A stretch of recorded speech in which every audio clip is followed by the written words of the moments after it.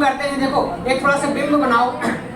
जो ये सबसे पहले उसको श्रेय देना चाहूंगा, एक बहुत बड़े कवि हैं, युवा हैं लेकिन बहुत कवि, अमित शर्मा उनका नाम है, उनकी कविता है, एक बार सुनिएगा। एक बिंब, तलवार, धनुष और पैदल सैनिक कुरुक्षेत्र में खड़े हुए, रक्त पिपासु महारथी एक दूजे सम्मुख अड़े हुए, कई लाख सेना के सम्मुख पांडव 5 बेचारे थे, एक तरफ थे योद्धा सब, एक तरफ समय के मारे थे, महासमर की प्रतीक्षा में सारे ताक रहे थे जी, और पार्थ के रथ को केशव स्वयं हाँक रहे थे जी। रणभूमि के सभी नजारे देखन में कुछ खास लगे, रणभूमि के सभी नजारे देखन में कुछ खास लगे, माधव ने अर्जुन को देखा, अर्जुन उन्हें उदास लगे।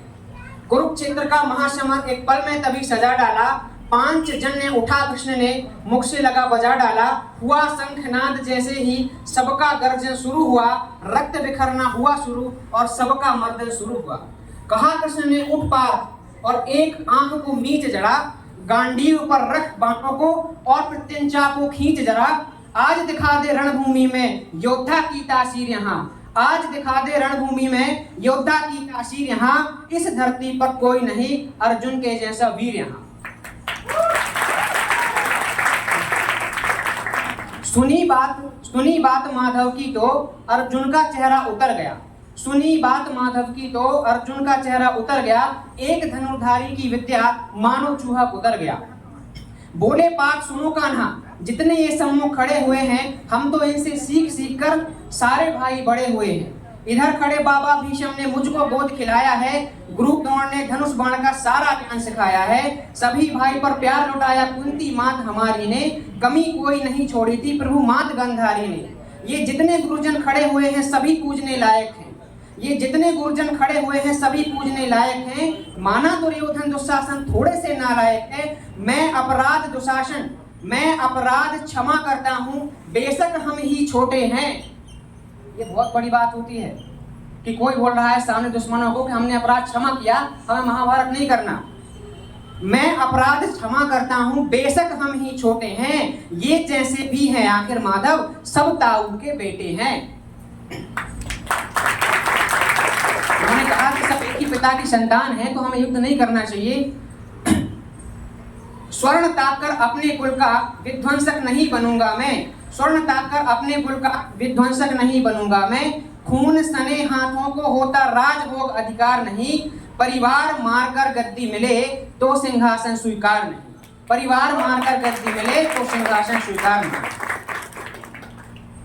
आंखों में आंसू भरकर गांडीव हाथ से छोड़ दिया, गांडीव उनके धनुष का नाम है, आंखों में आंसू भरकर गांडीव हाथ से छोड़ दिया, गांडीव हाथ से जब छूटा माधव भी कुछ अकुलाए थे। माधव जो कृष्ण भगवान ने कहा कि मैंने तो शंखनाद कर दिया है, इसने तो बेइज्जती करा दी, ये तो अपनी हिम्मत हार दे रहा है, लेकिन आपको पता है वो कन्विंस करेंगे। गांडीव हाथ से जब छूटा माधव भी कुछ अकुलाए थे, शिष्य पाठ पर गर्व हुआ और मन ही मन हर्षाए थे। और उन्हें खुशी हुई कि कोई व्यक्ति यहाँ पर लेने की बजाय अपना पूरा साम्राज्य देने के लिए तैयार है अपने परिवार के लिए, तो कहीं न कहीं इसमें मेरे गुण झलकते हैं। तो उन्हें खुशी भी हुई, शिष्य पाठ पर गर्व हुआ और मन ही मन हर्षाए थे। मन में सोच लिया अर्जुन की बुद्धि न सटने दूंगा, समर भूमि में पाठ को कमजोर नहीं पड़ने दूंगा।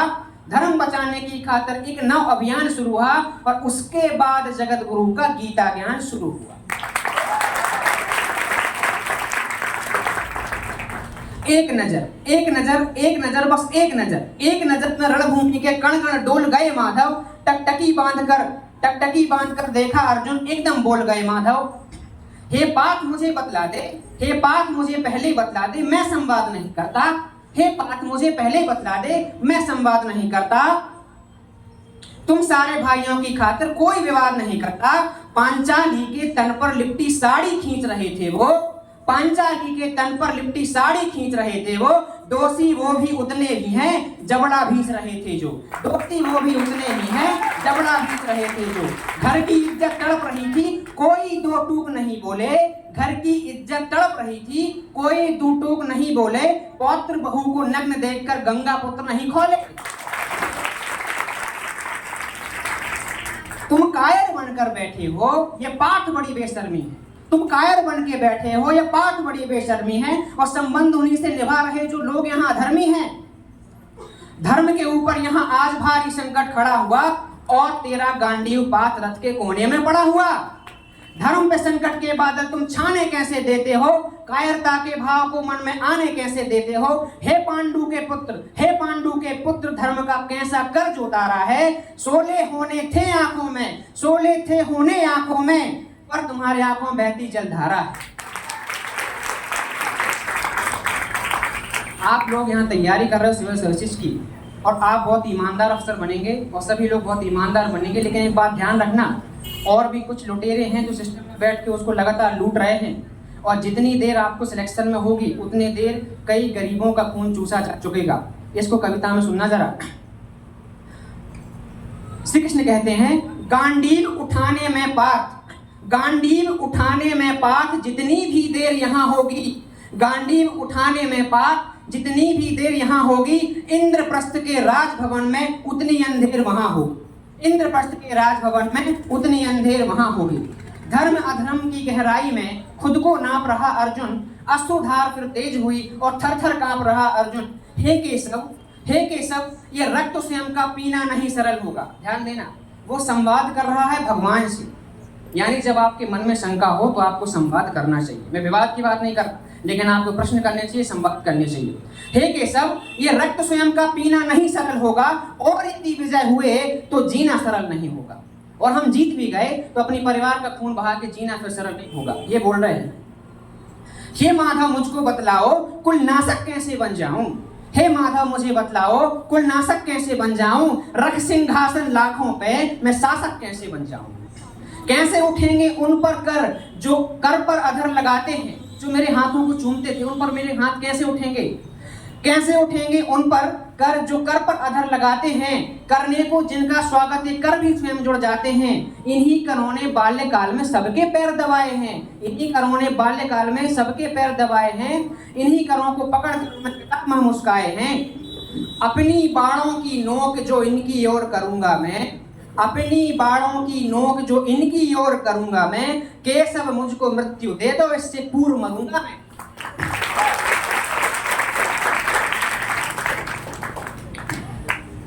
और बोल रहे हैं, बाद युद्ध के मुझे न कुछ भी पास दिखाई देता है, माधव इस रणभूमि में बस नाश दिखाई देता है। अब यहाँ पर बहुत इमोशनल कर दिया अर्जुन ने, पूरा का सीन इमोशनल कर दिया, लेकिन आपको पता है कि भगवान इमोशनल नहीं होने वाले, और उनके पास इमोशनल इंटेलिजेंस है, और वो कैसे इसका इस्तेमाल करते देखना जरा। बात बहुत भावुक थी, किंतु जगत गुरु मुस्काते थे, और ज्ञान की गंगा निरंतर चक्रधारी बरसाते थे। जन्म मरण की यहाँ योद्धा बिल्कुल चाह नहीं करते, क्या होगा अंजाम ये परवाह नहीं करते। पाठ यहाँ कुछ मत सोचो, बस कर्म में ध्यान लगाओ तुम, और बात युद्ध के क्या होगा ये मत अनुमान लगाओ। यही बात मैं आपसे कहना चाहूंगा, आप बस जी तोड़ मेहनत करो। कई बार हमें लगता है कि हम सफल नहीं हुए तो क्या होगा, सफल हो गए तो क्या होगा, ये सब छोड़ो। आपके पास जो कर्म है आप अपनी प्रोसेस पर ध्यान दीजिए। वही वहां पर बोल रहे हैं कि बात यहाँ मत सोचो, बस कर्म में ध्यान लगाओ तुम, बाद युद्ध के क्या होगा ये मत अनुमान लगाओ तुम। इस दुनिया के रक्तपात में कोई तो एहसास नहीं, नित्य जीवन का करे फैसला नर के बस की बात नहीं। तुम ना जीवन देने वाले नहीं मारने वाले हो, तुम ना जीवन देने वाले नहीं मारने वाले हो, और ना जीत तुम्हारे हाथों में ना तुम हारने वाले। एक भारतीय दर्शन नियतिवाद की धारा आती, नियतिवाद विचार है, डिटर्मिनिज्म, यानी एवरीथिंग इज फिक्स्ड। तो आपके हाथ में कुछ नहीं, आप सब कर्म करो, रिजल्ट है जो फल है वो किसके हाथ में है, ईश्वर के हाथ में। और वही बात बोल रहे हैं कि तुम ना जीवन देने वाले हो नहीं मारने वाले हो, ना जीत तुम्हारे हाथों में ना तुम हारने वाले हो। ये जीवन दीपक की भांति यूं ही जलता रहता है, ये जीवन दीपक की भांति यूं ही चलता रहता है, पवन वेग से बुझ जाता है वरना जलता रहता है। और बात, मानव वश में शेष नहीं कुछ, मानव वश में शेष नहीं कुछ, फिर भी मानव डरता है। मानव वश में शेष नहीं कुछ, फिर भी मानव डरता है। वह मरकर भी अमर हुआ जो धर्म की खातिर मरता है। और यहाँ पर श्री कृष्ण ने जीवन का सार बताया। देखना जीवन का सार, आप स्वतंत्र दिवस भी है, हजारों बल्कि लाखों स्वतंत्रता सेनानियों ने अपना बलिदान दिया था, तब आज हम इस छत के नीचे कार्यक्रम कर पा रहे हैं। लाखों, और जरा समझना जीवन का सार क्या बताते हैं। ना सत्ता सुख से होता है, ना सत्ता सुख से होता है, ना सम्मानों से होता है। जीवन का सार सफल केवल बस बलिदानों से होता है, केवल बलिदानों से होता है। योद्धा के बारे में क्या कहते हैं? देह दान सबसे बड़ा दान, ध्यान देना, सबसे बड़ा दान देह दान योद्धा ही करते हैं। देह दान योद्धा ही करते हैं, ना कोई दूजा जाता है। और रणभूमि में वीर मरे तो सौ भी पूजा जाता है। जहां पर एकात्मा कंसेप्ट जो बहुत मजबूत हुआ, ध्यान देना। योद्धा की प्रवृत्ति जैसे खोटे शस्त्र बदलती है, जैसे योद्धा होता फटाफट शस्त्र बदलता है, योद्धा की प्रवृत्ति जैसे खोटे शस्त्र बदलती है, वैसे मानव की दिव्य आत्मा दैहिक वस्त्र बदलती है। कान्हा तो सादा नर को मन के उद्गार बताते थे, इस दुनिया की खातिर ही गीता का सार बताते थे। अब इसके बाद जब इतना समझा दिया, जब इतना ज्ञान मिला, तो केशव को थोड़ा बहुत, तो जो अर्जुन है उनको थोड़ा बहुत एहसास हुआ कि हाँ कुछ तो सही कह रहे हैं। फिर वो कहते हैं कि हे केशव कुछ तो समझ गया, हे केशव कुछ तो समझ गया, कुछ असमंजस में हूँ। इतना समझ गया कि मैं ना स्वयं के वश में हूँ, अभी मैं स्वयं के वश में नहीं हूँ। इतना समझ गया कि मैं स्वयं के वश में नहीं हूँ। हे माधव मुझे बतलाओ कुल नाशक कैसे बन जाऊं, हे माधव मुझे बतलाओ कुल नाशक कैसे बन जाऊं, रख सिंहासन लाशों पे मैं शासक कैसे बन जाऊं। ये मान और सम्मान बताओ, जीवन के अपमान बताओ, जीवन मृत्यु क्या है माधव, रण में जीवन दान बताओ। और काम क्रोध की बात कही तो मुझको उत्तम काम बताओ। जब हम बहुत भावावेश में होते हैं, जब परिस्थितियां प्रतिकूल होती हैं ना, बैठिए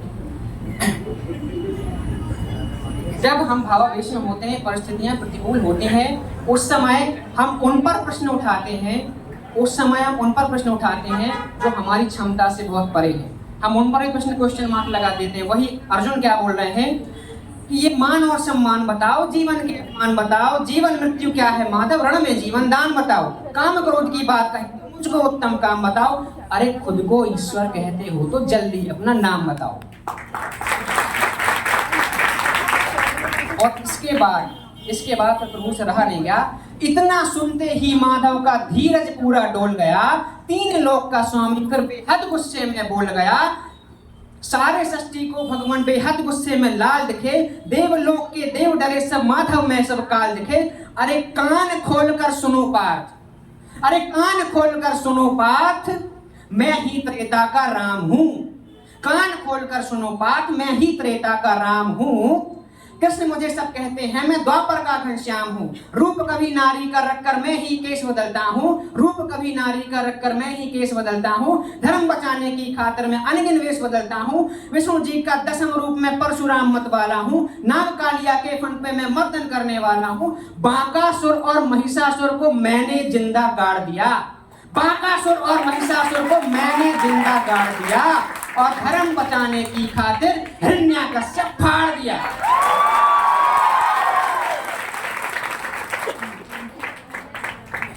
इसके आगे और बताते हैं कि रथ नहीं तनक भी चलता है, बस मैं ही आगे बढ़ता हूँ। ये जो आपको लगता है कि हमारे करने से सब हो रहा है, हम ही कर रहे हैं जो सब हो रहा है, तो वो क्या बोलते हैं कि रथ नहीं तनक भी चलता है, बस मैं ही आगे बढ़ता हूँ। गांडीव हाथ में तेरे है, पर रणभूमि में मैं लड़ता हूँ। इतना कहकर मौन हुए, खुद ही खुद सकुचाए केशव, पलक झपकते ही अपने फिर दिव्य रूप में आए केशव। दिव्य रूप मेरे केशव का सबसे अलग दमकता था, कई लाख सूरज जितना तेज चेहरे पर चमकता था। इतने ऊंचे थे भगवान, सर अंबर में लगता था, और हजारों भुजा देख अर्जुन को फिर डर लगता था।